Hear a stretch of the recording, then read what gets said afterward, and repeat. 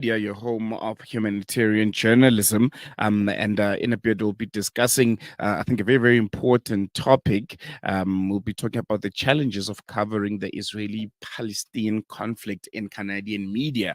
And joining me in a bit is Shenaz Kermalli, a veteran journalist and academic who has written extensively on this topic. Her recent article, the headline Canadian Newsrooms Are Stifling Palestinian Perspectives, was really an interesting one to read. It shed light on the struggles journalists face in providing a balanced coverage. Shenaz teaches journalism at Toronto Metropolitan University and the University of Toronto School of Continuing Studies, and has worked with CBC News, BBC News Online, and Al Jazeera English. Shenaz, welcome to Salam Media. Thank you so much for giving us your time. Really appreciate it.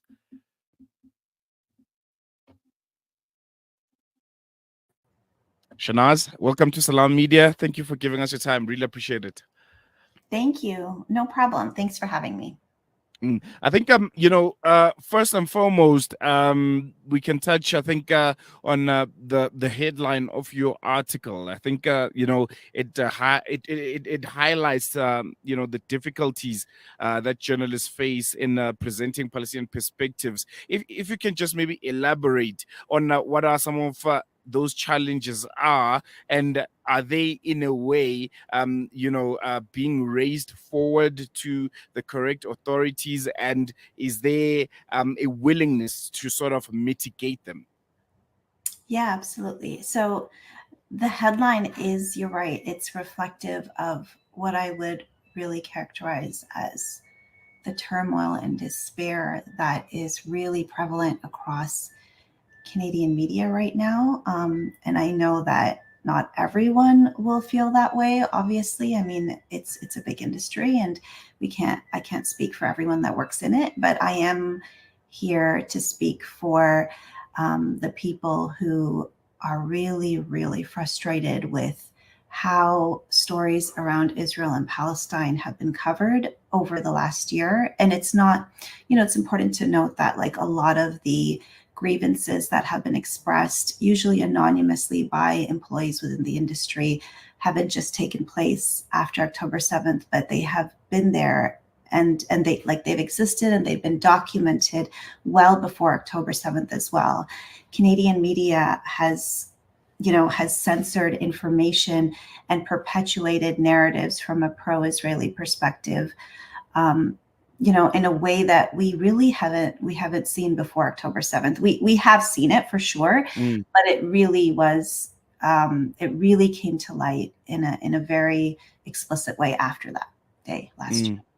One thing that really stood out for me is you mentioned instances of bias a few times in Canadian media coverage. Are there specific examples that you can quote for us? And how do some of these biases affect the public's understanding of the ongoing genocide?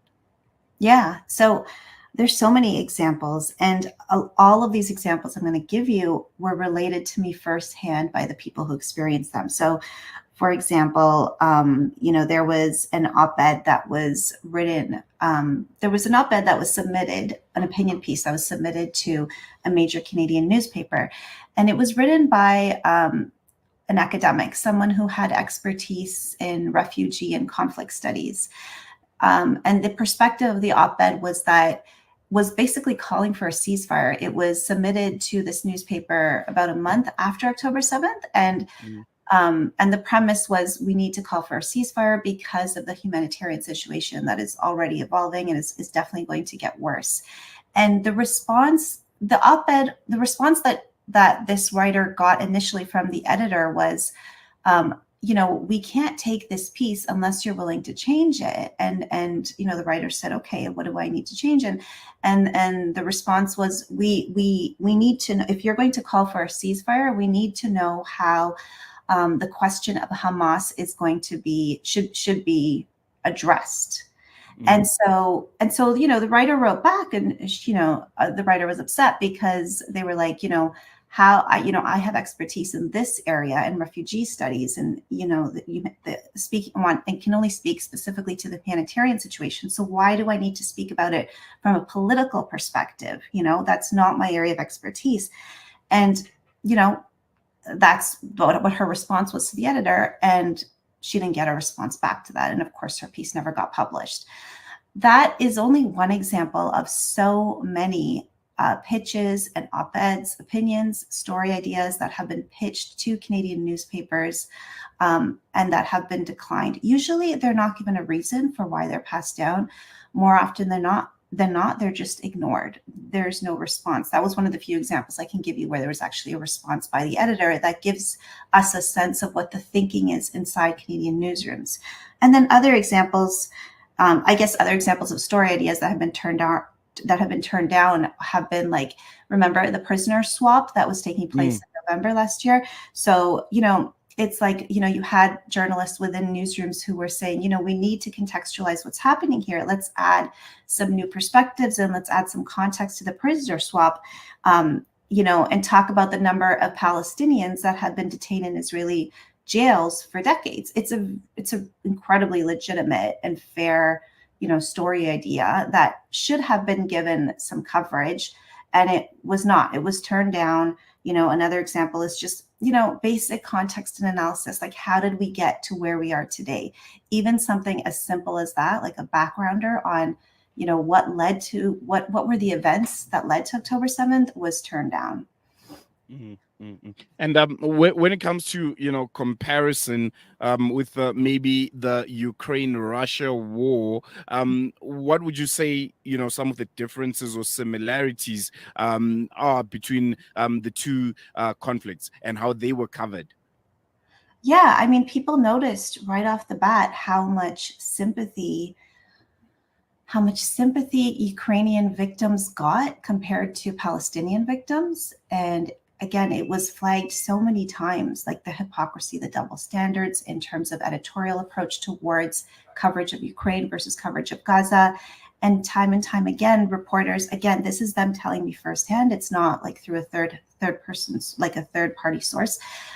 They told me that they were there when they raised things like this, when they kind of pointed to the double standards, they were just kind of shrugged off or dismissed. I'm trying to think of another example. There was, there's just like, I think the other example actually that really speaks to the very different way in which Ukrainian victims or the Ukrainian war was received and covered differently than from Gaza was the way journalism organizations really kind of, journalism organizations in Canada really put themselves in the forefront in speaking of defense of Ukrainian journalists that had been injured or killed during the war with Russia, and they, in a way that they did not at all when 175 journalists were killed in Gaza. I mean, it's almost like people, like journalists in Canada and editors in Canada, did not see the Palestinian journalists as being their colleagues, or as being legitimate. That's the assumption that you could make, right? Because there's literally been an utter and complete silence at journalism industry events about the number of Palestinian journalists that have been killed. What do you think this does for Canadian media and its credibility to the audience? Oh, I mean, yeah, it's hard to put into words just how unacceptable, how reprehensible the coverage has been. But you know what? I feel that Canadian media, like the industry, has already lost a lot of credibility. Even before this happened, as I mentioned at the beginning of the interview, this sort of skewed coverage towards Israel and Palestine did not start on October 7th. And it's been well documented, because for as many people who are putting out a pro-Israel bias in their coverage and, unflinchingly publishing pro-Israel bias perspectives or perspectives perspectives that solely reflect the Israeli perspective, there are just as many people who are exposing them for it and who are writing about it.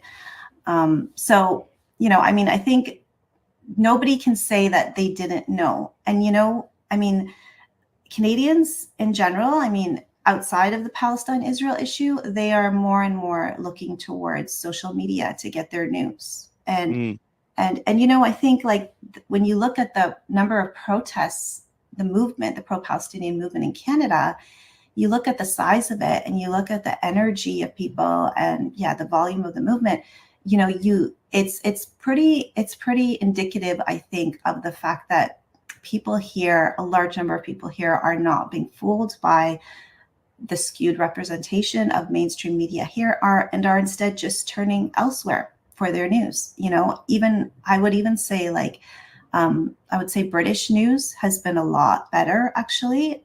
There's better options for equitable news there than there are in Canada.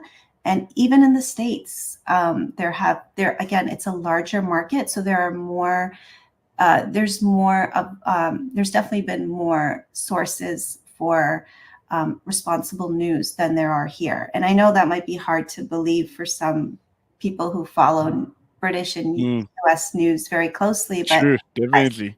As somebody that is always I'm deeply immersed in the industry here, and I'm very much aware of how things are covered geopolitically across the spectrum.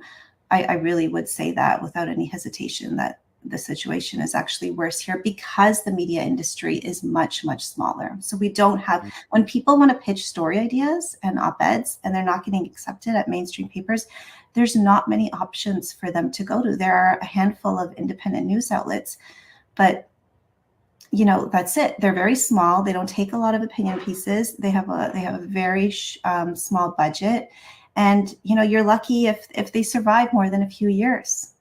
It's pretty grim, unfortunately. And just lastly, before I let you go, you're launching a course on decolonizing journalism. How can this approach improve, coverage of conflicts like the Israeli-Palestine one? Yeah, the course has launched already. We're in our second iteration of it, and it's going really well. And for me, I see this course, it's being offered by U of T School of Continuing Studies. It's online and it's open to anyone, anywhere in the world. But I really see it as it's a glimmer of hope, right, in how we can move the industry forwards when it comes to covering issues more equitably, not just on Israel and Palestine, but amongst other things in general. And so I think one of the ways that it does that is by really imparting the message to students about how important it is to center people's marginalized people in their stories, and to not look at things through a Western-centric lens all the time, through an Orientalist and a colonialist lens. So that's what we're working really hard to challenge and interrogate in the course. All right, Shenaz, we're going to leave it here for now. Thank you so much for giving us your time. And I'm sure you and I will be speaking a few times more after this. Great. No, thank you for your time too. I appreciate it. There you have it, the Canadian journalist, Shenaz Kermalli. I think, really, really important conversation, and something that is quite concerning.